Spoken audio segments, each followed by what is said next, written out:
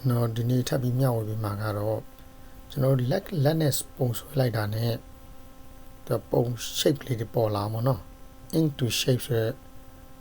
function လေးကိုသုံးမယ်သုံးပြီးရင်လက်လေးနဲ့ပုံလေးဆွဲမယ်အဲ့ချိန်ကျရင်ကျွန်တော် shape လေးတွေထွက်လာမယ်ပေါ့နမူနာလေးတွေကျွန်တော်တစ်ချက်ကြည့်ကြအောင်ဒါမျိုးလေးတွေပေါ့ကျွန်တော်ဆွဲတာကတော့ဒီလိုပုံစံမျိုးလေးပဲဆွဲမှာဆွဲတဲ့ချိန်ကျတော့ဒီလို down လေးတွေကိုထိနေအောင်ဆွဲမှာနော်ဆွဲရင်ဒီက auto ပြောင်းသွားမယ်ပေါ့ဒီမှာဆိုလည်းဒီလိုဝိုင်းလိုက်တာနဲ့တော့ဝိုင်းဖြစ်သွားမယ်ဒီကံဖြစ်မယ်ဒီလိုလေးလောက်တာဘယ်လိုလောက်ကြမလဲလို့တို့အတူတူလုပ်ကြည့်ကြအောင်နော်သွားမယ်နေရာလေးကဒီ draw ဆိုတာလေးသွားမယ် draw ဆိုတာလေးသွားပြီးရင်ဒီနေရာမှာ pan color ယူရမှာပေါ့နော်ဒီမှာအမဲယူထားလိုက်ရတယ် color လေးထည့်လိုက်ရတယ် highlight လုပ်လိုက်ရတယ်ခဲတံယူလိုက်ရတယ်ကျွန်တော်ဒါလေးလုပ်ပြအောင်နော်ဒါလေးနဲ့လုပ်ကြည့်လိုက်မယ်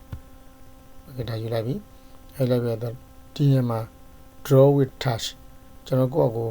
mouse ကနေပြီးဖိဆွဲမယ်ပေါ့ဒါနဲ့ပေါ့နော်အဲ့ဒီမှာဒါလေးကိုနှိပ်ထားမယ် into shape ဆိုလေးနှိပ်ထားမယ်နော်အဲ့နှိပ်ထားမယ်အဲ့နှိပ်ထားပြီးတဲ့အချိန်မှာကျွန်တော်အခုဒီမှာစပြီးတော့ဆွဲကြည့်မယ်ပေါ့နော်အဲ့ဝိုင်းနေပေါ်လာပြီပေါ့အော်တူတူကပြောင်းသွားနော်ကျွန်တော်၄ရောက်လေးဆွဲကြည့်အောင်ဒါဆိုကျွန်တော်ကပုံမှန်ဟောဖြစ်တဲ့ကောင်မလို့သူကညီမှာမဟုတ်ဘူးအဲ့ဒါလေးပဲသားတာတတိကဆိုလဲအဲ့ဒါလေးကပဲသား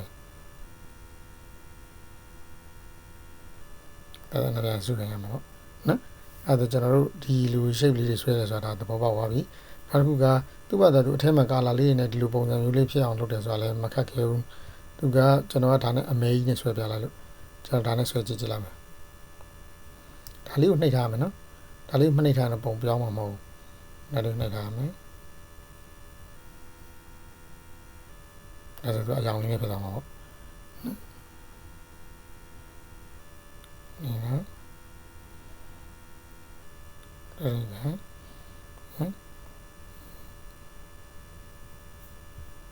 ဒါဆိုရင်ကျွန်တော်ဒီပုံလေးတွေဆွဲမယ်ဆိုရင်ဆွဲလို့ရလာမယ်လို့ယူဆပါတယ်အဲကျွန်တော်ဒီမှာ eraser လေးတွေပေါ့နော်ဒီ eraser နဲ့ကျွန်တော်မလိုချင်တဲ့ဟာလေးဒီလိုနှိပ်လိုက်ရင်လည်းဒါပြန်ဖြတ်လို့ရမယ်နော်ဒါလေးဖြတ်မယ်ပေါ့